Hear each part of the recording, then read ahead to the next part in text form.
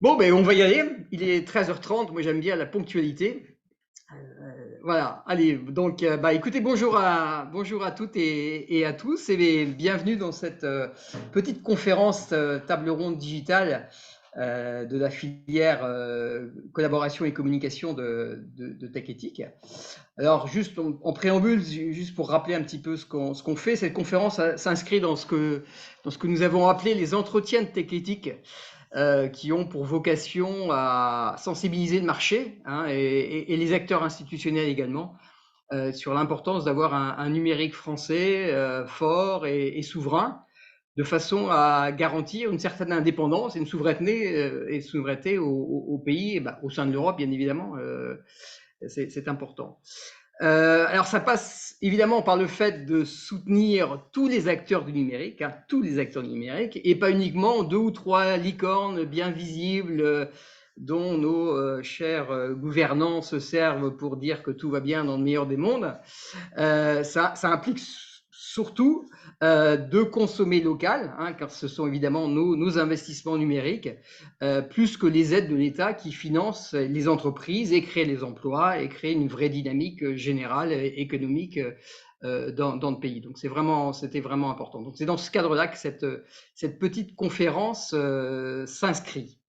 Et donc j'ai la chance de recevoir aujourd'hui trois éminents acteurs et patrons de sociétés numériques, à savoir, je vais commencer par François Caron, qui est, je vais vous laisser la parole, hein, pour que vous vous présentiez bien évidemment, mais qui est fondateur et PDG d'empreinte.com, une solution vidéo très astucieuse. Vous allez voir, il vous en parlera lui-même beaucoup mieux que moi. Philippe Pinault, qui est cofondateur et dirigeant de Talkspirit et Ola Spirit, tu nous en parleras également un tout petit peu. Et évidemment, Alain Garnier, cofondateur et CEO de Jamespot, qui est très connu, qu'on voit souvent sur les plateaux de télévision et comme fer de lance d'un certain numérique en France, avec Philippe notamment, mais on voit également beaucoup Alain. Donc, sans plus tarder, je vous propose un petit tour de table pour vous présenter. François, je te laisse la parole. Alors, je vais tenter de faire court, hein. Très Ouais, non, simple, mais tu peux prendre ton très, temps un petit très peu quand même. simplement. Alors, moi, j'ai fait que deux choses dans ma vie, hein. La première, c'est découvrir que la vidéo allait devenir un sujet important, et ça, c'était dans les années 90, avec ces réseaux, hein, avec Internet. Ça a plutôt commencé, je dirais, de façon un peu bizarre, puisqu'en fait, j'ai fait tous les CD-ROM de la place. AOL, CompuServe, Wanadoo, et puis les premiers directs dans les années 97, 18, 19, 2000, et puis jusqu'en à peu près 2006, puis il y avait pratiquement aucune entreprise qui allait là-dedans, dans un contexte où on n'était pas bien vu, hein. Voilà, on nous disait non, non, vous faites des choses de mauvaise qualité, c'est pas nécessaire. Et c'est quelque chose d'assez étrange en fait, parce que il y avait une faisabilité qui s'était installée, qui permettait de dire que tout allait changer. Et puis il y avait un énorme scepticisme, hein. Et puis la deuxième chose, c'est d'avoir géré une entreprise depuis 30 ans qui s'appelle empreinte.com et qui s'est consacrée à cela. Face nord, hein, c'est l'escalade face nord parce qu'en fait, nos concurrents, c'est des solutions américaines puisqu'on a décidé de faire des choses en direction des entreprises en leur portant des résolutions complexes afin de résoudre pour les problèmes de sécurité, pour les problèmes de transversalité, de réseau, et cetera, et de porter, une résolution qui maintenant est assez large et experte dans ce domaine. Voilà. Ok, super. Philippe, je te laisse la parole. Bonjour à tous et merci de nous réunir autour de ces questions de la communication et de la collaboration. Plaisir aussi de retrouver Alain et François sur cette table ronde. Je dirige, comme tu l'as dit, deux sociétés SaaS qui aujourd'hui adressent les enjeux du futur du travail ou des nouvelles façons de travailler. Talkspirit avec une plateforme de communication et de collaboration, alors on va dire souveraine, puisque malgré je dirais le nom anglophone, l'ensemble de nos activités sont aujourd'hui opérées en France et à destination des entreprises pour les accompagner dans cette transformation de ces modes de travail dont nous allons parler pendant cette conférence.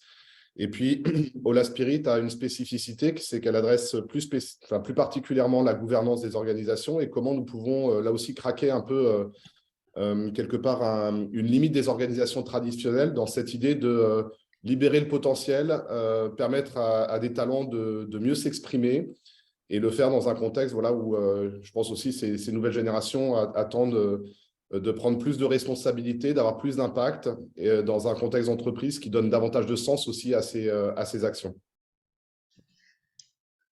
Super. Alain? Bonjour à tous, plaisir également partagé. Merci de nous donner l'occasion effectivement de présenter les activités puis d'éclairer aussi les choix et les problématiques qu'ont les différentes organisations dans ce monde digital. Plaisir de retrouver aussi justement mes collègues parce qu'effectivement on est sur un secteur qui est en pleine croissance et ça aussi ça fait plaisir dans le numérique, même dans ces temps qui sont des fois pas toujours simples d'un point de vue économique, mais on bénéficie tous de belles croissances. Alors pour Genspot, dont je suis un des cofondateurs.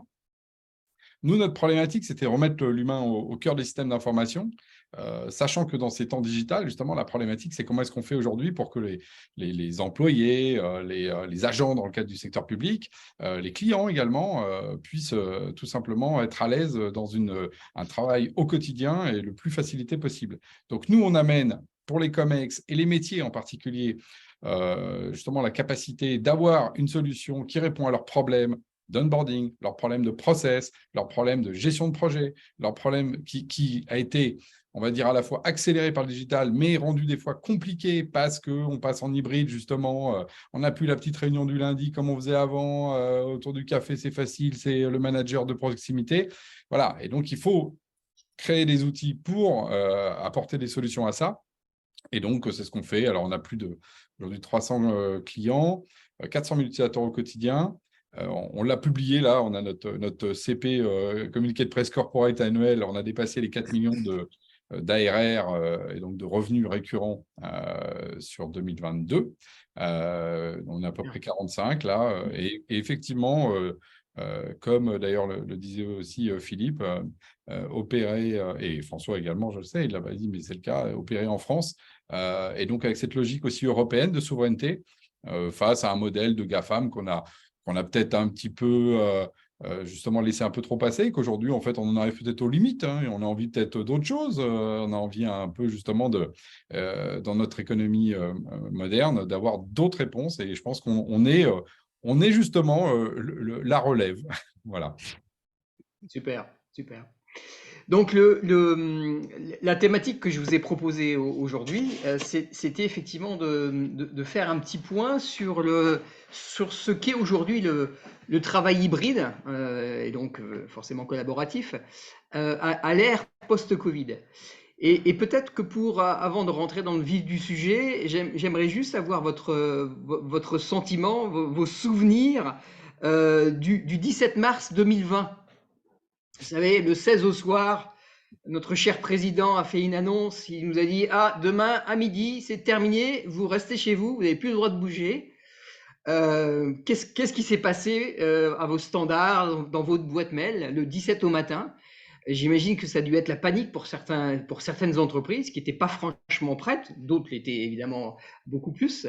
Est-ce que vous pouvez nous en parler un petit peu de ces quelques jours après l'annonce du premier confinement par Emmanuel Macron? Alain, peut-être. Ah ben, c'est marrant parce que je me rappelle qu'effectivement, très bien. D'autant plus que, donc moi, quand il y a eu cette annonce-là qu'on voyait arriver quand même, il y avait, ça bruissait de partout. En fait, moi, je suis parti avec le kakémono qui est derrière, là, parce qu'en fait, là, on est dans mon sous-sol, là où je fais de la musique. Je vais vous montrer, là, je fais de la musique. Vous voyez, voilà. Ouais. Et en fait, je suis parti avec mon kakémono Genspot et déjà, effectivement, on s'est tous retrouvés chacun chez soi. Donc, ça a déjà été un premier choc pour nous en tant qu'entreprise. Heureusement, il y avait eu les grèves avant qui nous avaient un peu préparés à ça. Et ensuite, ce qui s'est passé, les gens ont été sidérés. Et c'est plutôt début de semaine d'après, le lundi, par exemple, que nous, on a eu tout d'un coup, surtout chez nos clients, tout d'un coup, ceux qui étaient plutôt… je veux dire, notre histoire, des fois, par exemple, sur le réseau social d'entreprise, c'est de pousser les gens à déployer. Vous allez voir, ça va être super, etc. Oui, mais on ne sait pas, on est un peu frileux, etc. Et là, tout d'un coup, la frilosité, ouf, elle a disparu immédiatement. Et on a eu un nombre de déploiements sur des fonctions de base, en particulier les docs partagés, qui étaient avant sur des doc serveurs, les E2 points, les F2 points, les G2 points, sur lesquels les gens n'avaient plus accès parce que c'était fini. La problématique de projet aussi, les fameuses réunions du lundi dont je parlais, on a le tableau blanc, machin, mais on fait comment? Vous avez un tableau, j'en ai entendu parler avec vos équipes. Les équipes, ça faisait 10 fois qu'elles disaient, vous savez, on a un truc de tableau qui est bien à mettre en place. Bon, bref, il y a eu un changement, la visio évidemment, et là, l'usage, et effectivement, ce qui s'est passé surtout, c'est que les serveurs ont monté en puissance, et alors là, les connexions, en termes d'usage, ça a vraiment explosé. Et alors les ABAC, des fois, on est même obligé de regarder un peu, il y a avant-après, c'est comme dans les années exceptionnelles, tout d'un coup, tu dis, OK, bon, là, il s'est passé quelque chose d'exceptionnel. Et y compris chez des... c'est drôle, ça, des gens qui disaient, non, mais nous, le travail collaboratif, c'est pas fait pour nous, culturellement, on n'est pas prêt, quote. On verra plus tard, Monsieur Garnier, on fera un intranet d'abord, mais après, on verra plus tard. Enfin, voilà, là, il y a eu un changement. Nécessité fait loi, et quelque part, j'oublie jamais quand même, ça a été quand même un choc pour plein de gens, qu'il y a eu des morts. Enfin voilà, faut aussi garder l'autre dimension du Covid, mais sous l'angle collaboration-communication, objectivement, ça a été une chance incroyable pour le secteur d'ouverture d'usage et que les gens ont pu du coup utiliser. Philippe, est-ce que le constat de ton côté est proche de celui d'Alain? Ah, il faut que tu remettes ton micro. Merci beaucoup. Je ne vais pas paraphraser Alain, mais clairement, avec le recul maintenant, il y a un avant et il y a un après, et qui est visible dans les chiffres. Peut-être pour appuyer un peu plus ce que disait Alain, en visioconférence et en chat, c'est-à-dire en messagerie instantanée, de notre côté, on a pu mesurer du x30 en termes d'usage, donc c'est tout à fait exceptionnel. Là où en fait des usages n'étaient pas encore complètement ancrés, la visioconférence, dans beaucoup d'entreprises, on l'utilisait que ponctuellement. Avec le Covid, de fait, la visioconférence s'est imposée. Elle est restée comme maintenant une pratique héritée de cette phase de confinement, enfin de cette période de confinement. Même chose que côté Alain, aussi bien sur des déploiements clients, mais aussi dans le nombre de demandes que nous avons reçues de prospects qui sont venus utiliser nos plateformes pour essayer. Il y a eu une forte accélération, un volume de nouveaux projets qui a été très visible. Et donc, voilà, ça a effectivement été profité quelque part au secteur. Là où on se demandait peut-être encore avant s'il y avait une raison de le faire, je pense que c'est totalement, c'est maintenant quelque chose qu'il faut mettre au passé. Tout le monde s'interroge maintenant sur la bonne façon de le faire, sur le comment articuler des projets qui restent quand même complexes puisqu'on touche au quotidien des personnes, à des pratiques de travail, à des pratiques managériales également. Et donc, sur le comment, voilà, on progresse, on chemine dans un temps un peu plus long que celui de la technologie. Et je pense que voilà, c'est ça, c'est là où nous en sommes aujourd'hui. D'accord. On aura l'occasion d'aborder le comment ou quelques pistes de comment dans quelques instants. François, de ton côté, on a parlé de l'explosion de la visioconférence. Qu'est-ce que ça t'a inspiré, ce passage en mode confinement, et qu'est-ce que ça a impliqué pour toi, alors personnellement pour ton entreprise, parce que tu étais un utilisateur également comme un autre, hein, mais également par rapport à l'utilisation potentielle de tes solutions? Alors, je ne peux pas faire une réponse tranchée, en fait, parce que pour moi, il y a 3 aspects. Il y a l'organisation, c'est-à-dire comment mon entreprise a répondu. Voilà, on est dans une situation de crise où l'environnement change. Est-ce que l'entreprise s'adapte? Est-ce qu'il y a une modification? Pour moi, ce point d'organisation, premier point, j'ai pas vu de changement. Honnêtement, je n'ai pas vu de changement parce qu'on était déjà habitué à télétravailler, parce que notre métier est éminemment technique, parce qu'on est en contact avec tous les clients à distance avec différents canaux. Et donc, ça n'a pas changé grand-chose pour nous, sauf qu'on a perdu 30% de productivité. Alors, c'est sans doute, oui, je le dis avec grande transparence, parce que même si on fait des métiers numériques, on a besoin de toucher son confrère. C'est des métiers de collègues où dans l'informel, il y a beaucoup d'échanges et où l'outil numérique fait pas ça.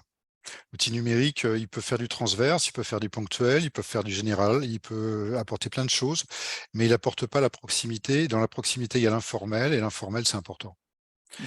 Donc, je dirais pour l'organisation, il nous a pas de problème, mais il nous a manqué l'humain. Ensuite, il y a le business. Est-ce que ça a eu un impact?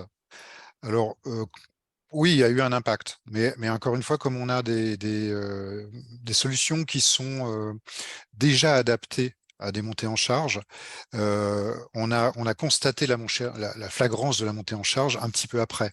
Parce qu'en fait, au début, bah, ça a tenu, ça a tenu, ça a tenu. Et puis à un moment donné, les clients sont revenus vers nous en nous disant on fait ça.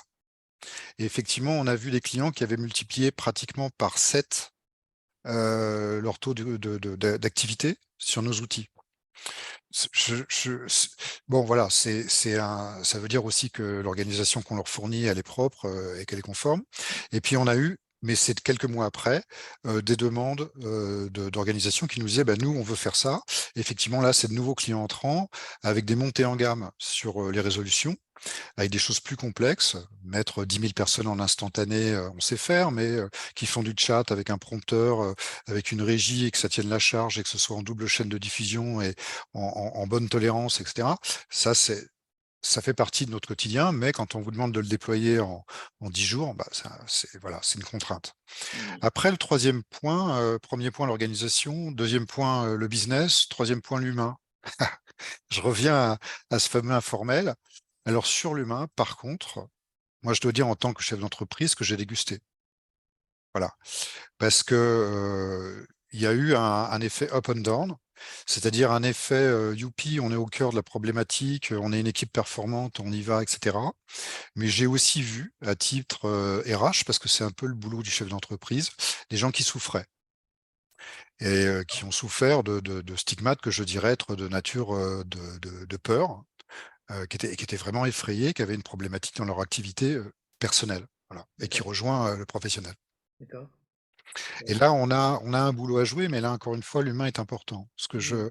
Ce que j'aurais tendance à dire, d'autant qu'on parle d'IA et de choses qui pourraient devenir notre enveloppe, hein, pour dire que nous ne serions qu'une partie de la problématique, alors que normalement, nous sommes le cœur de la problématique. Ben, je crois qu'il va falloir garder vraiment très à l'esprit que tout part de l'humain, que nous sommes les émetteurs et les destinataires de la chose, et que nous devons concevoir et utiliser ces technologies avec beaucoup d'attention sur ce qu'est l'humain et sur ce que nous sommes. Mhm. Tiens, d'ailleurs, on reviendra sur la partie humain, parce qu'il y a quelqu'un qui nous a posé une question que je trouve très intéressante. On l'abordera un petit peu à la fin. Euh, Maintenant, si vous voulez bien, on va peut-être faire un petit bilan de ce qui a suivi justement cette période un petit peu troublée. Quels enseignements vous avez tirés de ces 24 mois de transformation du travail collaboratif? Qu'est-ce qui a été mis en place? Qu'est-ce qui a bien fonctionné? Qu'est-ce qui a un petit peu patiné? Quel est votre sentiment par rapport à tout ça? Je pense qu'il y aurait beaucoup à dire, mais bon. Alors, ça nous a, et je pense que c'est de même pour mes confrères, ça nous a démontré de façon flagrante qu'il fallait renforcer tout. C'est-à-dire que les niveaux de sécurité, les niveaux de process, les niveaux de qualité, les niveaux d'assurance de tous nos processus, en fait, se doivent d'être vraiment, enfin, c'est pas se doivent parce qu'on bosse mal, mais se doivent parce qu'on sait maintenant qu'on arrive à des cas critiques, aussi bien au plan économique ou organisationnel, et qu'on doit rendre, et c'est plus simplement faire une entreprise agile, mais c'est aussi faire une entreprise robuste, ce qui est un peu un opposé. Parce que quand vous êtes très structuré, hein, on va parler de robuste en faisant une analogie au corps humain, ça veut dire que vous avez des os, des muscles, et tout ça est très fort. Bon. Donc ça veut dire que vous n'êtes pas souple, mais en même temps, il faut être agile. Mhm. Donc moi, ça m'a appris personnellement, je ne sais pas ce qu'il en est de nos confrères, mais je pense qu'on est un peu tous dans la même expérience. Ça m'a appris d'abord ce paradoxe et cette nécessité de renforcer et paradoxe de renforcer tout en étant plus agile. D'accord. Alain, c'est constat également que tu vois, vous avez contribué à faciliter l'agilité des entreprises également leur robustesse, le fait de se maintenir sur le temps et d'être mieux organisé, d'avoir des processus plus fluides, plus pérennes, plus collaboratifs. Tout à fait. Ce qu'on a constaté, c'est qu'à partir du moment où on redonne le pouvoir aussi aux individus, encore à travers ces outils collaboratifs, qui pour lancer un projet, qui pour justement organiser en management visuel sa réunion. Il y a une forme effectivement d'agilité au sens où il va y avoir une adaptation plus forte qui va être mise en place. Et au moment du Covid, et cette phase-là, ça a été beaucoup moins contrôlé, beaucoup moins top-down que d'habitude dans certains déploiements. Je parle plutôt, on va dire, des ETI grands comptes. Et par contre, à un moment donné, effectivement, on est un peu rattrapé des fois par la patrouille. C'est-à-dire que, par exemple, le fait que beaucoup de choses se passent dans le... Je prends un exemple très concret sur les questions de gouvernance, de collaboration. Que ça se passe dans le Messenger, il va y avoir plein d'informations qui vont être échangées entre deux personnes, puis une troisième, dans des espèces de conversations, un peu ce qu'on peut vivre avec le WhatsApp. Et là, évidemment, dans cette agilité, cette vitesse, on va oublier le côté, par exemple, knowledge, où là, il faudrait peut-être structurer un peu plus, mettre ça dans un groupe, mettre ça dans un document qui, etc. Donc, et c'est là où, en général, il y a ces moments-là qui vont se retrouver, quand tu dis des choses qui se passent bien et d'autres moins bien, c'est que quand on libère en particulier toutes les individualités pour travailler de manière collaborative, chacun des fois fait aussi comme il peut, comme il sait, au niveau où il en est, sans prendre compte aussi de ce que sont les autres. Donc, c'est là où il peut y avoir un peu la jonction entre ces deux mondes, le côté un petit peu structuré. Voilà ce que c'est un projet, il faut l'organiser comme ça, mettre tel groupe, telle personne, inviter tel truc, faire des comptes rendus, enfin, très structuré. Et à l'inverse, très libre. À un moment donné, on peut être dépassé de l'un ou de l'autre. Donc, ce qu'on a vu, c'est plutôt le côté débordant d'agilité qui a essayé d'être restructuré après. Mais pour moi, dans ma pratique collaborative, ça me paraît être plutôt mieux. Il vaut mieux toujours couper les cheveux, tu vois, et les remettre clean de temps en temps, ce que je fais de temps en temps, que d'espérer comme moi qu'ils vont repousser, parce que quand les cheveux ne poussent pas, ils ne poussent jamais. Donc, en gros, ce que je veux dire par là, c'est que là, c'est plus facile de remettre, d'aligner une organisation où il y a de la volonté, plutôt qu'une organisation morte sur laquelle on met des process que personne ne suit, tu vois.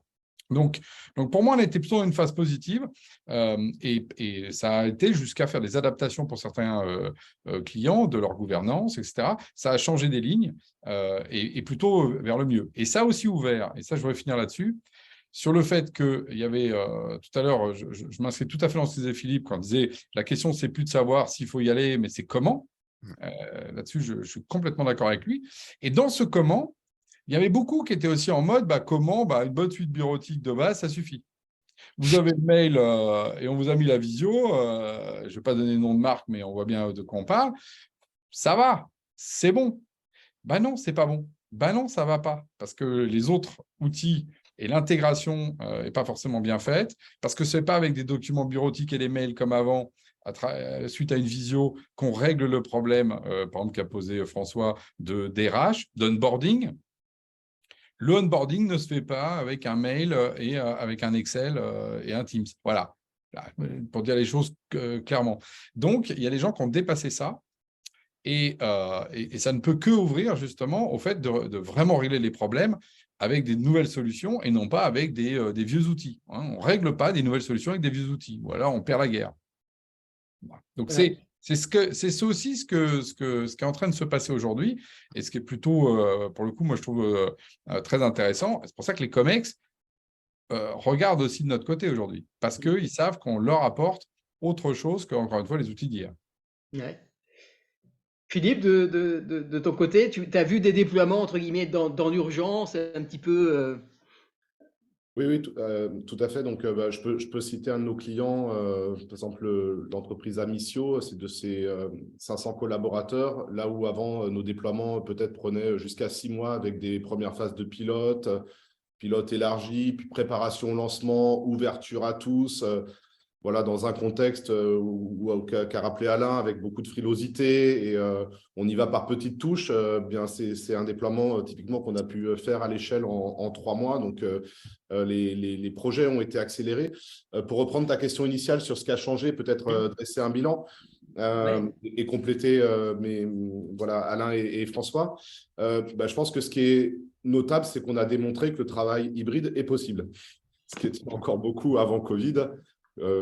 Un questionnement, peut-être une hypothèse de travail. Là, on peut définitivement dire que c'est possible et qu'en dehors des phases, je dirais, de confinement qui ont amené effectivement cette souffrance dont pouvait rappeler François, globalement, le travail d'hybride amène quand même beaucoup de choses positives. aussi bien pour les collaborateurs dans la flexibilité qu'on leur donne, dans une nouvelle façon d'aborder leurs relations aussi à l'entreprise, à leurs collègues, mais aussi aux entreprises pour attirer, pour fidéliser des talents, pour inscrire de nouvelles pratiques qui contribuent à moderniser et à améliorer cette expérience employée, aller aussi davantage sur des enjeux de, on va dire, de RSE, puisque bon, les transports, c'est sympathique, mais ça a aussi un coût carbone et à l'échelle de très grandes entreprises. On ne parle pas évidemment de nos TPE ou PME, mais quand vous êtes 10 000, 15 000 collaborateurs, ben, finalement, tous ces trajets, in fine, finissent par avoir un impact quelque part. Donc, le travail en mode hybride est maintenant une réalité, tant mieux. Et donc, cette phase a permis de le démontrer. Ce que cette phase a aussi permis de démontrer, c'est que ça a été un révélateur de toutes les dysfonctionnements, ou en tout cas les choses qui fonctionnaient moins bien dans l'organisation et qui pouvaient peut-être, avant le Covid, être moins visibles, parce que voilà, il y a un contexte qui les faisait moins ressortir. Et en particulier sur effectivement des pratiques de travail qui pouvaient être non cohérentes avec ce contexte hybride. Typiquement, effectivement, quand on organise une réunion, qu'on est tous dans la même salle ou dans la même pièce, c'est facile, on peut se le dire à l'oral et puis se rappeler qu'on a une réunion qui commence dans 1 heure. Quand vous êtes en travail hybride et que vous n'avez pas pris comme pratique de partager vos agendas, on parle de sujets vraiment, là, vraiment simple, hein, mais le partage de ces événements, le partage même de son agenda et dans cette transparence de son agenda aux autres, typiquement, voilà, ce sont des choses qui sont apparues comme essentielles pour bien fonctionner. Dans les autres dysfonctionnements ou les éléments qui ont pu être révélés, c'est la nécessité de revoir aussi les postures managériales. Hein, donc, ce sujet-là, on mériterait un temps dédié pour l'aborder, mais il y a effectivement des pratiques qui ne tiennent plus la route dans un contexte de travail hybride où on n'est plus sur le présentiel et le contrôle visuel de chacun est à son poste, mais davantage sur un focus sur les objectifs, sur la contribution de chacun à ce qu'est la feuille de route d'une entreprise. Et puis peut-être un troisième élément qui me vient à l'esprit, c'est les difficultés aussi au niveau sécurité qui ont pu être révélées depuis ces 2 ans. On compte je ne sais combien de cyberattaques. Je crois qu'une étude récente disait que plus de 66% des organisations dans le monde avaient été l'objet d'une cyberattaque sur les 2 dernières années. Donc, ça a mis quand même aussi en lumière les défaillances qui peuvent exister aujourd'hui sur des systèmes souvent on-premise et accélérer une mutation générale vers des solutions SaaS qui aujourd'hui démontrent une plus grande fiabilité, on va dire, pour se prémunir de ces différentes attaques. François, par rapport aux questions vraiment de sécurité, notamment sécurité vidéo, je sais que tu as une position très affirmée et à juste titre sur le sujet. Tu veux nous en dire 2 mots? Moi, je suis en fait que simplement l'expression de mes clients, en fait. Hein. Faut pas se leurrer, je fais pas de surenchère. Alors, il y a des clients que je peux pas citer parce qu'ils m'ont demandé de pas les citer.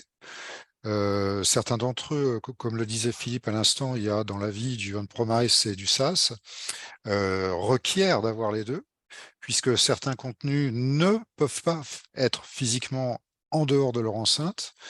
Donc, de fait, la solution, c'est d'avoir une architecture hybride qui est à la fois VM dans leur enceinte physique, avec un certain nombre de mesures. Hein, vous pouvez imaginer, notamment les services sécurité 24H qui scannent toutes les applications dont on fait partie.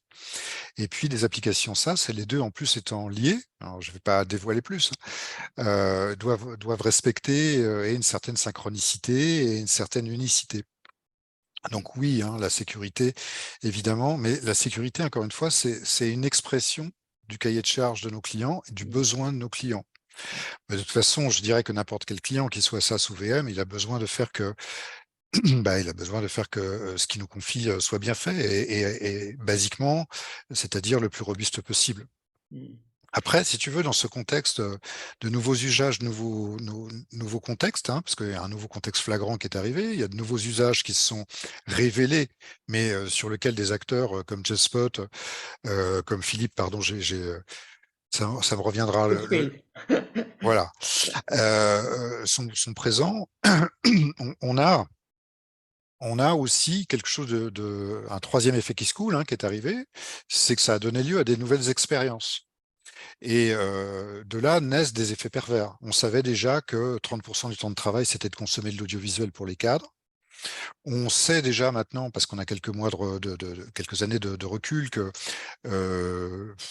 des fois, trop faire une chose, c'est mal la faire, et que les réunions, c'est peut-être pas toujours la solution. Est-ce que c'est des réunions instantanées ou des contenus réchauffés? Est-ce que c'est ceci ou cela? Voilà. Là, il y a beaucoup de choses à inventer, et nous, éditeurs, on se doit d'être très à l'écoute de ça, comme je le disais, pour la sécurité. Maintenant, on se doit aussi d'être présent sur un axe qui est celui de l'industrialisation, parce qu'on parlait d'offres internationales, outre-Atlantique, etc., qui nous sont effectivement plus présentes sur nos domaines d'intervention parce que très massives et capitalistiques. Ce recalage qu'on doit opérer, alors, il y a une bonne nouvelle déjà, c'est que on fait le métier au plus proche de l'utilisateur, et donc on fait généralement, et c'est le cas de tous les éditeurs et notamment ceux autour de cette table, les choses plus précisément en réponse aux besoins de l'usager que des produits industriels que l'on trouve partout ailleurs. Donc ça veut dire en clair, on a des outils qui sont quand même un peu plus destinés et un peu plus à l'écoute et un peu plus formatés exactement comme il le faut. Plus Moi, agile. D'accord. il m'arrive sur l'axe sécurité ou l'axe simplification ou l'axe rationalisation, qui sont vraiment les 3 axes sur lesquels on travaille tous. C'est OK, être plus sécurisé, c'est important, mais être plus simplifié, parce que des fois, pour faire un processus, il faut faire 3 clics, des fois c'est mieux un, ou l'envoi dans telle fenêtre, c'est mieux dans telle autre, et c'est plus naturel pour l'organisation. Et cette rationalisation, c'est notre raison d'exister. C'est-à-dire qu'en fait, on est encore les éditeurs les plus innovants du marché à cause de cela, ou grâce à cela. C'est parce qu'on est très proche des clients. Et après, cette médiation que nous faisons, de savoir si on doit faire de l'axe temps réel ou de l'axe persistant à travers nos contenus, nos réunions, est-ce que c'est revu, est-ce que c'est privé, est-ce que c'est machin? Je vais vous donner un exemple. On prend le cas de regarder des vidéos, que ce soit en temps réel ou en temps différé, d'accéder à ces vidéos et d'avoir des droits de création dessus. Nous avons au moins une dizaine dans notre clientèle de cas de voir les choses différentes en termes de droits sur les contenus ou les accès. Il y en a qui disent, moi, les accès que je crée, je fais partie d'un groupe. Il y en a d'autres qui disent, je suis le groupe. D'autres qui disent, j'ai droit à des héritages, etc., etc. Cette richesse, c'est beaucoup d'R&D pour arriver à une définition qui permette de répondre et qui soit simple et qui soit évolutive. Donc, qui répondent à cette contrainte de je suis robuste, je suis agile et je suis sécurisé et je permets de simplifier et je permets de rationaliser. C'est là notre boulot. C'est là qu'on porte une véritable originalité. C'est parce que les éditeurs qu'on a autour de la table, elles sont robustes, elles sont agiles, mais elles sont surtout proches du client et elles sont réactives et elles ont un univers. C'est peut-être beaucoup, disons univers, une palette. Allez, comme ça, je serai pas dans l'inflation verbale. Une palette de solutions qui est réellement adaptative et adaptée à des cas très riches. C'est vraiment notre différence. Ouais. Alain, puis Philippe, tu veux réagir sur ce que vient de dire François, non? Sur l'agilité de vos solutions, Je vais prendre. sur la proximité que vous avez développée avec vos clients Oui. qui font que vous êtes pas des industriels aussi importants que ceux qu'on ne nomme pas, qu'on ne doit pas nommer. Oui, c'est effectivement, c'est que y a 2 choses que je mettrais en avant. Comme le disait François, la proximité, c'est le fait effectivement qu'on est plus adaptatif et on a aussi un tropisme européen où on sait que les cultures sont différentes. Et donc, par exemple, la question de la gouvernance, les droits dont tu as parlé, François, on va avoir tendance à avoir des choses plus subtiles que les trucs un peu basiques parce que justement, on sait qu'il va falloir s'adapter à différents contextes parce que culturellement, c'est beaucoup moins standard. Voilà. Et je pense que ça, c'est la richesse demain qu'on attend du monde digital. Point numéro 2, c'est l'innovation. Je vais prendre l'exemple de ce que nous, on a fait. Tout à l'heure, François disait, oui, on a morflé en tant que patron de boîte, parce que tout d'un coup, et beaucoup de managers et de dirigeants ont morflé parce que leurs équipes étaient chacun chez soi et il ne restait plus que les visios comme ça entre les deux, qui étaient très desséchantes. Nous, on a sorti justement Genspotland, qui sont des bureaux virtuels dans lesquels justement on a une vision 2D des bureaux et dans lesquels des petits avatars se déplacent et ensuite on peut justement recréer ce fameux informel parce qu'on se rencontre alors que ce n'était pas prévu, on voit où sont les gens, on peut aller les rejoindre rapidos dans une salle et hop, on revient, on ressort, etc. Et ça, par exemple, Cette innovation-là, effectivement, elle est de nature à répondre à la question et elle est de nature à apporter quelque chose que n'apportent pas les fameux GAFAM, en l'occurrence. Hein. Ça permet de voir la disponibilité des gens. Oui. Hein, Oui. Et alors, ce qui est intéressant, c'est que, par exemple, on passe toujours de ce qui marche chez les GAFAM, mais on ne parle pas de ce qui ne marche pas. Si on prend, par exemple, la question du métaverse, bon exemple, nous, on est lancé avec notre métaverse 2D parce qu'on avait analysé que c'était sans doute ça dont les gens avaient besoin. Et effectivement, Meta et Microsoft, ils ont fait un truc 3D incroyable. Ça passait dans tous les journaux, à la télé, chez BFM et tout. Bon, là, Microsoft ferme son unité métavers. Bon, on n'en parle pas, ça. Alors, quand ils réussissent, on en parle, mais quand ils foirent, on n'en parle pas. Donc, disons-le, par exemple, là, ils se sont trompés de voie sur le métavers. En tout cas, d'aujourd'hui, peut-être qu'ils reviendront d'ailleurs avec un métavers 3D incroyable dans 3 ans, dans 5 ans, dans 10 ans, parce que justement, la technologie, elle est faite pour évoluer. Mais pour le coup, on a été beaucoup plus adaptatif et innovant parce qu'à l'écoute d'une réalité, parce que nous, la question, ce n'était pas d'augmenter le cours de bourse de Genspot quand on a sorti ça.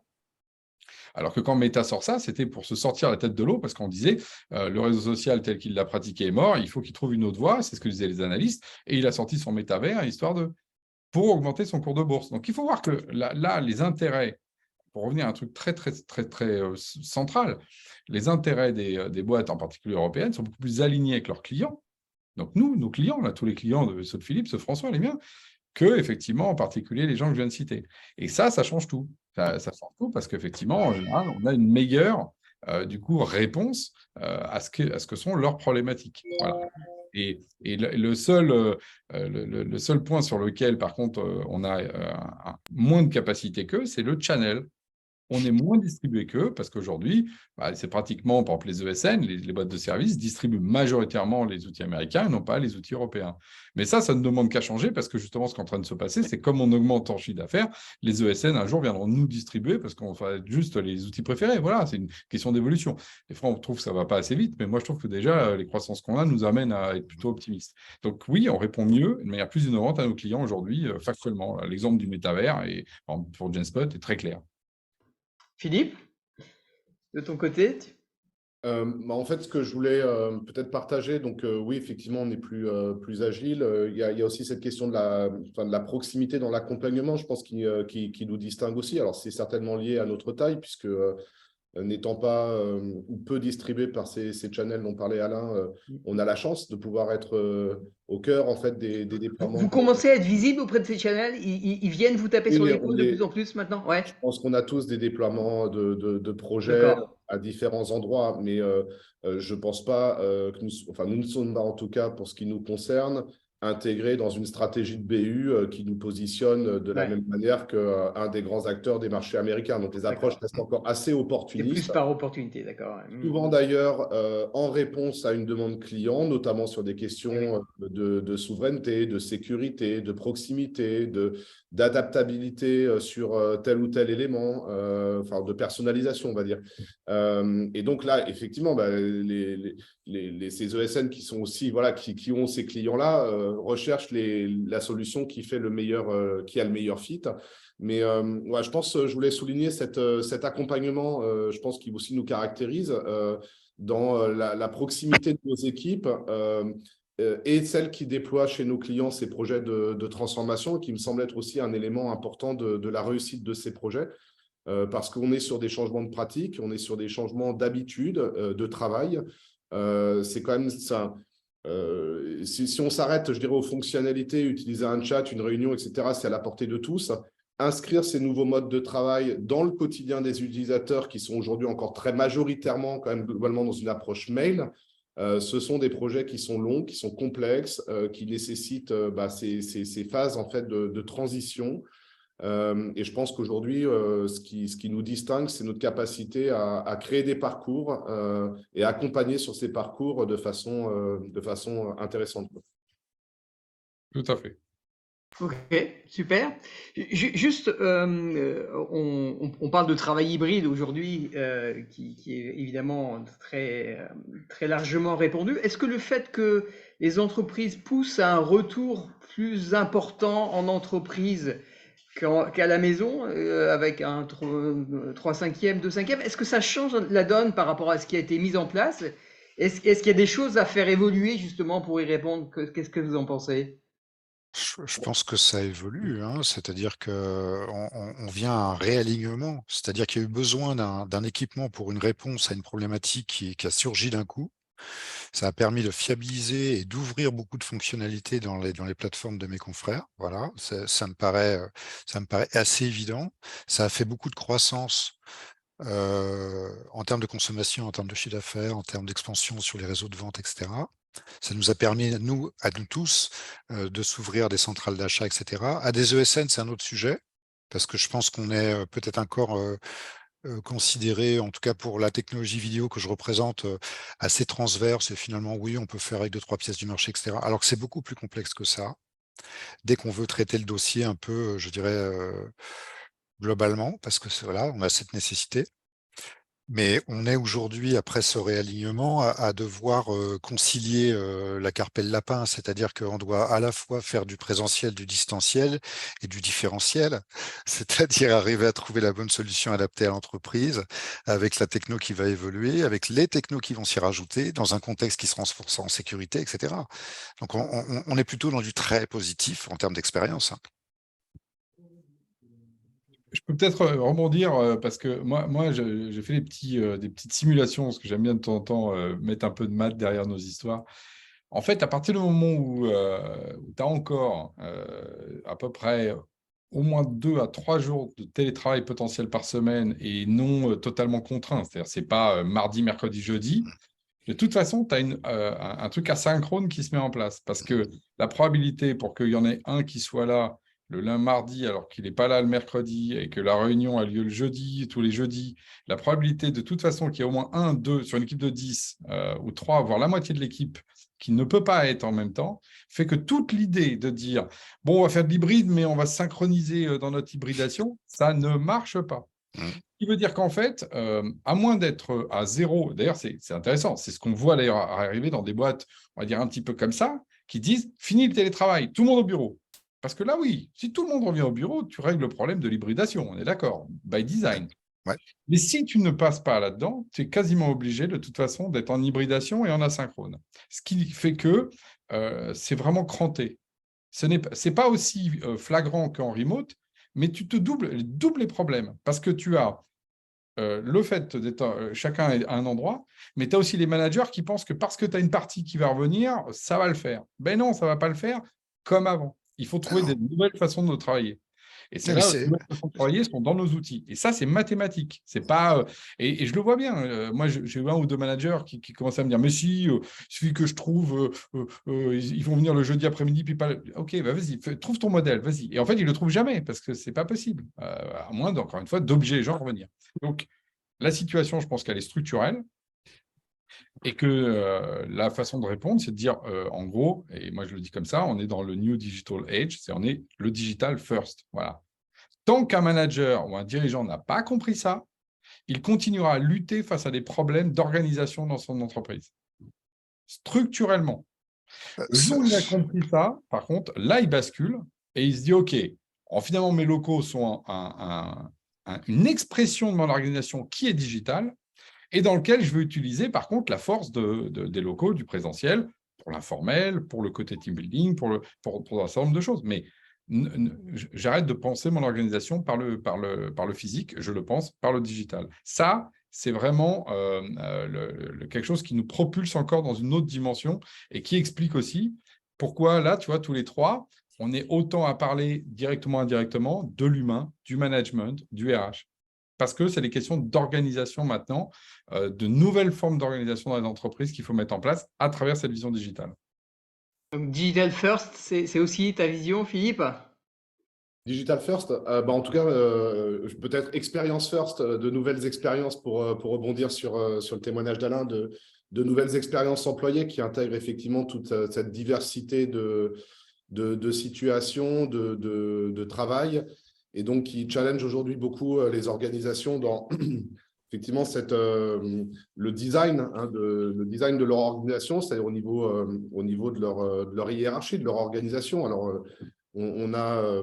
Chez nous, on est bien placé pour être au cœur en fait, de ces problématiques, avec un certain nombre de clients qui repensent leur modèle managérial pour amener plus de clarté sur le qui fait quoi dans l'organisation, sur cette notion de rôle que chacun a, dans un contexte où, étant un peu plus distant finalement de l'organisation, on a besoin de mieux savoir en fait et accéder mieux à l'information, mieux se synchroniser, non plus par rapport à des étiquettes sur des titres, hein, mais par rapport à la réalité de ce que font les uns et les autres dans l'organisation.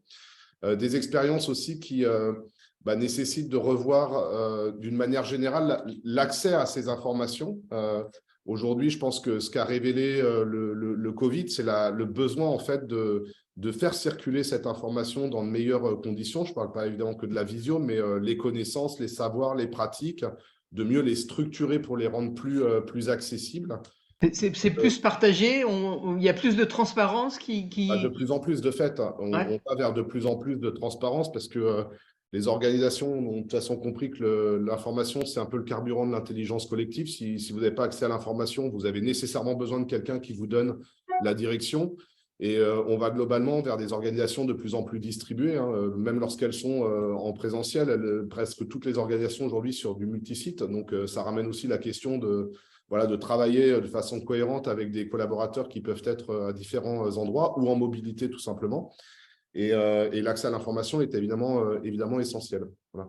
Puis en dernier point, je l'ai souligné, c'est les postures managériales aussi là, qui sont à réinventer ou en tout cas à inscrire dans une nouvelle relation avec leurs différentes équipes et qui sont une des clés aussi de cette expérience employée. Hein. On a aussi parlé un petit peu de grandes démissions, alors qui étaient plutôt caractérisées aux États-Unis, hein, plus que je pense en France.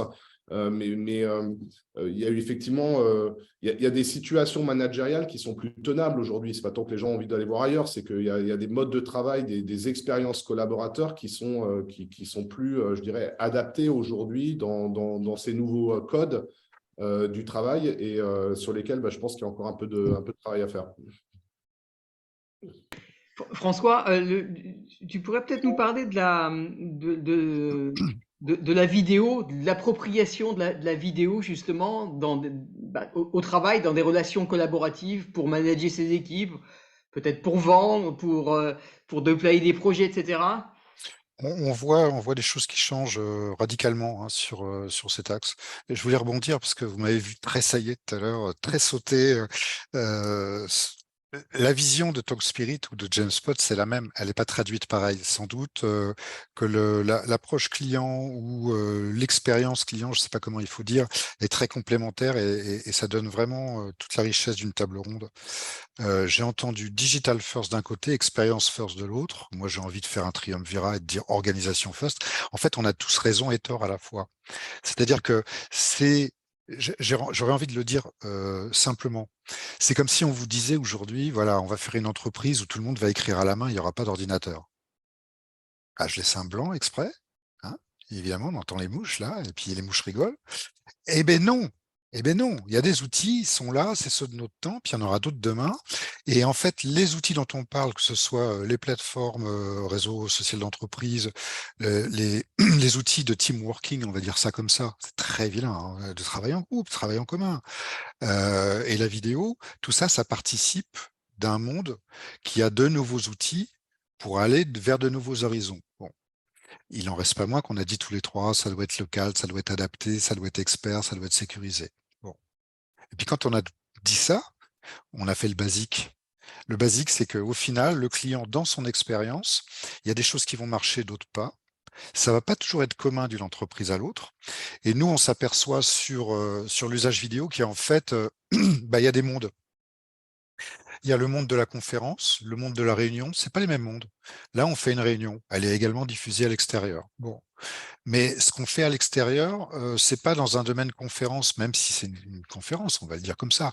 Mais c'est pas 5000 personnes qui vont venir. Il n'y a pas une interactivité, tout un cheminement, tout un mécanisme qui va impliquer les personnes derrière. Hein. C'est le cas dans certains cas. C'est pas le cas dans d'autres cas. Celui-là présent. La vidéo qu'on fait. Il y a des fois la loi des 80-20. d'un côté, c'est-à-dire 20% qui regardent le direct et 80% le contraire. Et puis elle est des fois inversée, cette levée 80-20. Puis des fois, la vidéo, elle a une valeur patrimoniale importante, mais versée vers l'intérieur, parce que ça va être pour la formation ou ça va être pour comprendre un certain nombre de processus qu'on ne peut pas révéler n'importe comment et qu'on doit réitérer face à l'interlocuteur ou qu'on doit enrichir avec des principes qui peuvent être à travers des plateformes ou en présentiel ou lorsqu'on accueille la personne, etc. Donc en fait, nous, ce qu'on a vu surgir, par-dessus tout, c'est une forme de complexité qui a complètement immergé l'utilisateur, qui était noyé, en fait, à un moment donné dans la vidéo, je dis la vidéo, hein, et qui avait besoin d'y voir clair dans certains usages. Hein, je prétends pas résoudre tous les cas de figure. Hein. Et on a vu notamment un cas d'usage où des gens jonglaient entre du Zoom, du Teams, du VMix, du YouTube, du machin, du bidule avec ou pas, des gens en interne ou en externe, pas toujours les mêmes équipes, etc., pour faire au final ce qu'on fait là, c'est-à-dire se parler, enregistrer, rediffuser, mais avec une méthodologie de rediffusion qui n'est pas répandue par les grandes plateformes, parce que le mettre en interne avec le SSO, etc. Et on s'est dit, mais oui, mais c'est bien sûr, il faut industrialiser cette histoire. En fait, on a plein de briques. Au début, on s'est dit, tiens, on a une brique visio, pourquoi pas faire... Et puis en observant le marché, on s'est rendu compte qu'on avait parlé avec Alain. Bah ouais, mais non, mais c'est pas la voie royale. La voie royale, c'est déjà de répondre là où la problématique n'est pas du tout résolue. Puis une fois qu'on aura résolu ça, on pourra avancer parce qu'il y aura d'autres problématiques qu'on va découvrir. Et donc, on a mis en application un processus qu'on nom de code empreinte.video et pas .com, qui en fait permet de faire la réunion, la régie, l'enregistrement, la diffusion sécurisée, plugué au CSO dans l'intranet, plugué avec l'outil RSE, qu'il fût Genspot, qu'il fût TallSpirit, qu'il fût SharePoint ou autre, hein, et qui en fait permet en un clic de faire une chose sur laquelle il y a différents choix. Mais ce clic-là va décider dès le départ de comment ça va être fait. On va plus s'en occuper, ça va être simplifié. C'est le fait de sécuriser, de simplifier, de répondre sur un cas donné qui est de dire, quand je vais utiliser la vidéo dans ce cas-là, et on s'aperçoit que dans ce cas-là, répond à peu près à 70% des besoins. Après les 30%, on verra, hein, on va regarder au fur et à mesure. Mais ce qui a changé chez nous, c'est que les clients, ils ont... C'est très mal ce que je viens de faire. On ne dit pas les clients, ils ont... Mais bon, je le dis quand même. Les usagers, les utilisateurs ont à un moment donné clarifié. Parce qu'on a beaucoup d'usages, on s'est aperçu que telle chose nous rendrait vraiment service. Hein, c'est là qu'on a cette capacité d'intervenir, nous, petites entreprises, en clarifiant la donne à un moment donné. Donc ça a véritablement changé. On l'a déployé à la CNAM, cas qu'on observe avec Alain notamment. On l'a déployé à la région du Gers et c'est devenu un produit industriel. Ce qui, dans notre culture, tu as raison Alain, et dans notre culture, la culture empreinte.com est un truc complètement surréaliste parce que nous, on n'a jamais fait d'industriel. On a une plateforme qu'on fait sur mesure pour un besoin très spécifique. Et là, pour le coup, on arrive avec une résolution quasi-industrielle. Ça a changé, ouais, clairement, et on le voit, c'est un besoin client. Le temps passe, j'ai encore deux, trois petites questions rapidement à vous poser. Par rapport à la cybersécurité, quand on parle de travail hybride, il y a toujours des risques, alors que ce soit via des plateformes qui ne sont pas super sécurisées, dont les données partent de l'autre côté de l'Atlantique et reviennent, etc., ou que ce soit via des accès à distance chez les collaborateurs. Est-ce que vous êtes, notamment Alain, Philippe, on voit qu'il y a vos systèmes sont attaqués par des hackers, vous devez renforcer la sécurité de vos systèmes pour avoir quelque chose qui soit vraiment à l'épreuve de tout, ou c'est un faux sujet pour vous parce que nativement vous avez déjà des solutions qui sont très, très sécurisées? En fait, pour répondre peut-être simplement à cette question, la sécurité, elle se fait à deux niveaux. Elle se fait au niveau de ceux qui nous hébergent et nous travaillons avec des opérateurs comme OVH et Outscale qui déploient toute l'ingénierie nécessaire pour sécuriser leur système pour nous, mais aussi pour l'ensemble de leurs clients.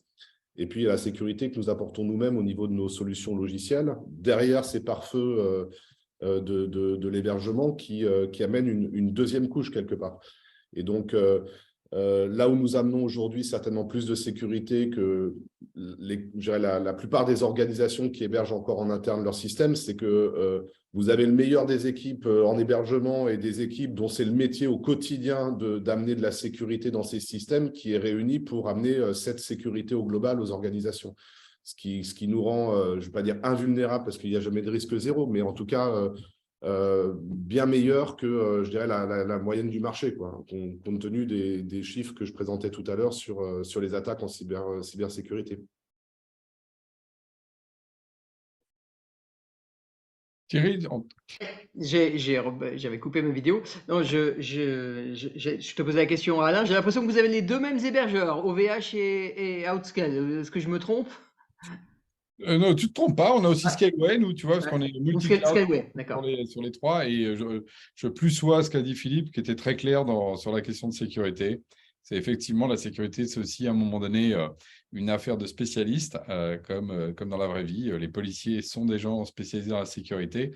Et c'est clair que là-dessus, l'écart, en fait, ne fait que grandir entre justement les gens qui sont spécialisés de ça, dont les hébergeurs qui prennent une très, très grande part, en particulier sur ce qu'on appelle les DDoS, tout ce qui est Denial of Service. C'est un travail mais colossal de l'ombre, dont on ne parle jamais, mais en fait, ils empêchent des attaques juste pour que les services soient arrêtés par déni de service, comme si on vous mettait devant la porte d'un magasin pour empêcher que vos clients rentrent, quoi. C'est ça, un DDoS d'une certaine manière. Bon, et là-dessus, il faut rendre grâce à nos hébergeurs et qui montent également en puissance, y compris à travers des normes européennes qui sont en train de se sédimenter. Je pense évidemment à Secnum Cloud en France, mais à EUCS en Europe. Donc, le secteur est en train de monter aussi en maturité là-dessus, comme tout secteur industriel. Il suffit de voir l'énergie qui est consacrée, ou par exemple, on fait partie de nous d'Exatrust, qui est le cluster de sécurité, dans lequel il y a plus d'1 milliard quand même qui a été injecté dans la filière cybersécurité française pour justement se doter de moyens et de systèmes. Donc oui, je pense que la sécurité fait maintenant partie vraiment des sujets clés, comme dans tout secteur industriel qui se respecte. J'ai deux petites questions qui ont été posées par certaines personnes qui nous suivent, et pour peut-être revenir sur l'humain qui est quand même au centre de tout. Donc il y a une personne qui était une coordinatrice formation qui nous a interpellé sur deux points. La première, c'est la sensibilisation des utilisateurs à du numérique, à utiliser un numérique plus responsable, et parler des éco-gestes. Qu'est-ce qu'on peut dire là-dessus? Et la deuxième question, je vous la pose tout de suite, c'est par rapport à tout ce qui est prévention posturale et psychique, que ces nouveaux modes de travail, effectivement hybrides, un travail à la maison, est-ce que ça induise? Est-ce que vous avez des remarques ou des suggestions à faire sur ces deux sujets?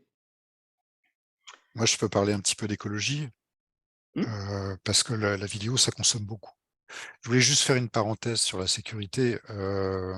J'ai pas tout à fait une position idoine à celle de James Spot et le Cloud Spirit, mais c'est lié au fait qu'on a un peu obligation par notre activité de faire deux choses particulières. Le fait d'être présent physiquement sur des machines chez des clients fait que on peut pas déléguer ça à Scaleway, OVH, Outscale ou Pierre ou Paul. Et aussi parce qu'on gère des boîtiers. Pour des raisons XY, je tais les processus, ça fait partie de la sécurité. Et aussi parce qu'on fait des choses dans les serveurs que ne font pas des CMS plus, je dirais, traditionnels. Quand on gère la vidéo, des fois, on peut la gérer en temps réel pour différentes choses, pour les relayer vers différents standards, supports, etc. Et je dirais que l'année, avec certitude, puisqu'on a fait des comptes rendus à pas mal de nos clients sur le sujet, je rassure, c'est pas des post-mortem, mais c'est vraiment un examen critique de ce qui s'est passé en sécurité en 2021, 2022 et en 2020. On n'a jamais connu ça. On n'a jamais connu autant de permissivité, d'agressivité dans les réseaux, avec des stratégies sur différentes technologies, que ce fut les bases de données, les containers, les moyens de transport et de connexion, etc. Et volontairement, je donne pas les termes. Les experts de sécurité savent très bien de quoi on parle. On n'a jamais eu un si haut niveau d'attaque ces 2 dernières années. Je pense que dans les 2 prochaines, ça ne pourra que à s'accélérer. Et je précise qu'il y a vraiment 3 niveaux de sécurité. Il y a celui des hébergeurs ou des prestataires d'hébergement ou des prestataires de services dans le cadre des hébergements. Il faut absolument avoir le meilleur. Il y a celui de l'expertise interne de l'entreprise que nous sommes, que sont les éditeurs autour de la table, qui évidemment sont très discrets sur le sujet, mais ils travaillent ardemment et ça commence à prendre un bon paquet de pourcentage de nos travaux dans la conception, dans la rémission, dans l'examen, etc. Et puis, il y a aussi l'humain. On y revient, hein, que ce soit notre client ou que ce soit nous-mêmes dans notre organisation. Il y a des nouvelles directives qui arrivent, hein, donc il y a un gros débat d'ailleurs sur le sujet. Est-ce qu'il faut des directives ou est-ce qu'il faut des certifications? Je ne sais pas. Moi, je sais qu'en tout cas, il faut des procédures. Voilà. Donc, il faut que dans nos entreprises et chez nos clients, il y ait cette sensibilisation. Voilà. Ok, Parenthèse. super. Pour l'écologie, Sur l'humain, les éco-gestes, le alors voilà, numérique responsable, qu'est-ce qu'on peut suggérer aux collaborateurs et comment on peut les accompagner à travailler en mode hybride et à être éloignés de des bureaux après, je pense qu'il y a une plus grande expertise chez GameSpot et TrustSpirit sur le sujet. Moi, ce que je peux simplement dire, c'est qu'on essaye de en 30 faire que secondes les si tu flux veux. Ouais. vidéo, oui, tout à fait, que les flux vidéo s'adaptent le plus possible, puissent être le plus possible également utilisables en podcast pour consommer le moins possible. Voilà. C'est ça qu'on D'accord. doit faire. Podcast moins gourmand d'un point de Mm. vue énergétique. Ok. Et concernant nous, on est vraiment engagés sur ces questions d'éco-responsabilité, y compris alors, déjà, le fait d'être basé sur des solutions souveraines, je le rappelle, déjà, d'un point de vue écologie, est largement mieux disant que toutes les solutions GAFAM. Ça, OVH, par exemple, le démontre tous les jours. Et nous, ce qu'on fait par-dessus est très, très clair. Pour plein de raisons, on n'a pas forcément le temps d'aller dans le détail ici, mais c'est assez important, hein, l'écart. Hein. On est sur un facteur 5 d'émissions carbone. Deuxième chose, je pense que, et ça a été beaucoup dit d'ailleurs avec le cabinet L'Eco, avec lequel on était d'ailleurs avec Philippe il y a pas si longtemps que ça, nos outils collaboratifs sont amenés, à mon avis, à avoir justement de plus en plus de responsabilités pour ramener ces fameux éco-gestes et donc, en fait, d'amener les gens à avoir des structures vertueuses. Parce que, par exemple, nous, aujourd'hui, c'est bien de dire aux gens, il faut archiver vos documents. C'est peut-être mieux demain d'arriver à ce que ce soit intégré dans le produit by design. Donc en fait, c'est sans doute ça le chemin. Et avec des stratégies qui vont de ce qu'on appelle le nudge, hein, c'est-à-dire d'inciter les gens à faire des choses, des retours aussi sur, tiens, tu vas faire ça, tu es sûr, ça va consommer tant, tu es sûr de le faire, réfléchis 2 fois, parce que tu pourrais peut-être le faire autrement. Et puis 3, avoir justement une logique à un moment donné de responsabilité. Il y a plein d'idées là-dessus. Nous, on est même engagés justement avec nos clients. C'est intéressant d'ailleurs, ils sont très demandeurs de ça. Parce que moi, j'étais intervenu dans une émission de radio qui était justement dédiée à ces questions écologiques, où j'avais fait les calculs à droite à gauche. Et en fait, j'ai eu beaucoup de retours. Et on va organiser des workshops maintenant pour voir comment on peut, avec les responsables RSE, progresser là-dessus. Donc, ce qui est intéressant aussi, c'est que le numérique, qui était avant vu comme, bon, c'est l'épaisseur du trait, c'est pas le sujet, est vu à la fois comme une structure de responsabilité sur la question de CO2, mais également comme de levier pour agir. Donc, je ne sais pas qui a posé cette question, mais je l'invite à venir nous voir ou me voir, en tout cas, parce que en tout cas, on est vraiment engagé là-dessus. L'Eco également, le cabinet L'Eco qui bosse sur ces sujets-là. Je pense que là aussi, il y a une prise de conscience de ces sujets qui ne sont plus, on va dire, anecdotiques. Voilà. Ils sont au contraire centraux dans nos façons de penser les logiciels. C'était une coordinatrice de formation et voilà, qui a posé cette question. Philippe, tu veux conclure sur ce sujet, l'humain, un sujet qui vous tient à cœur, Oui, bien sûr. en particulier? L'humain, et puis peut-être avec cette ouverture sur des tendances qui vont, je pense, se confirmer. Hein. Donc, on a rappelé le travail hybride qui est devenu une réalité, donc qui pourra un petit peu osciller à la marge entre un peu plus de présentiel, un peu plus de distance, mais qui de toute façon amène une hybridation dans nos modes de travail et donc une nouvelle réflexion par rapport à nos façons de travailler ensemble, la façon de manager. Voilà, j'ai souligné l'importance de cette expérience collaborateur et dans une des questions, je crois, d'une personne, il y avait cette idée de la sécurité psychologique qui, je pense, est essentielle dans nos façons d'organiser le travail, dans cette prise en compte du bien-être collaborateur pour pouvoir fidéliser nos talents dans la durée. Donc, ce sont les questions de droit à la déconnexion, par exemple, sur lesquelles il faut aussi sensibiliser, travailler différemment. S'ouvrir à de nouvelles pratiques, nouvelles approches. Et voilà, mais je pense que c'est un monde merveilleux, enfin, un monde incroyable là, qui s'ouvre avec beaucoup d'opportunités pour les acteurs de notre domaine. Et donc, merci de nous avoir permis de le souligner, en tout cas aujourd'hui. Écoutez, un grand merci à tous. On a commencé à travailler sur le sujet. Attendez, je vous remonte ça. On a fait un petit livre blanc justement sur le travail dans l'entreprise post-hybride qui va être enrichi. Donc restez informés, regardez. Vous pourrez télécharger ce petit document qu'on avait commencé avec Jamespot, mais voilà. Philippe avec Talkspirit et François vont également y contribuer. De toute façon, c'est des choses qui sont, par design, ont vocation à s'enrichir au fil de l'eau.